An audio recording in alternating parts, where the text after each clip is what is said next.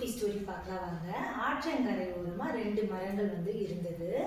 அந்த வழியா வந்த சிட்டுக்குருவி ஒரு மரத்துக்கிட்ட கேட்குது, வீடு கட்டுறதுக்கு ஒரு இடம் கொடு, மழைக்காலம் தொடங்க போகுது அப்படின்னு சொல்லி கேட்குது. உடனே அதுக்கு அந்த மரம் இல்லை, இடம்லாம் கொடுக்க முடியாது அப்படின்னு மறுத்துடுது. உடனே பக்கத்துல இருந்த இன்னொரு மரத்துக்கிட்ட கேட்குது. அது சரி நீ கூடு கட்டிக்கோ அப்படின்னு சொல்லி அனுமதிக்குது. அப்புறமா அதுவும் சிட்டுக்குருவி கூடு கட்டி சந்தோஷமா அதோட குழந்தைங்களோட வாழ்ந்துட்டு இருந்தது.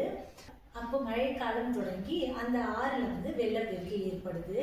அப்போ இடம் கொடுக்க மாட்டேன்னு சொன்ன அந்த முதல் மரம் அந்த வெள்ளத்துல அடிச்சுட்டு போகுது. அதை பார்த்து அந்த குருவி என்ன பண்ணுது, சிரிக்குது. எனக்கு இடம் கொடுக்க மாட்டேன்னு சொன்னேன்ல, உனக்கு இது நல்லா வேணும் அப்படின்னு சொல்லி கிண்டல் பண்ணுது. உடனே அந்த மரம் சொல்லுது, நான் இந்த மழைக்கு தாங்க மாட்டேன் அப்படின்னு எனக்கு தெரியும், அதனாலதான் நீயும் குழந்தைங்களும் நல்லா இருக்கணும் அப்படின்னு சொல்லி தான் நான் இடம் கொடுக்கல அப்படின்னு சொல்லுது. கதை இதோட முடிஞ்சது.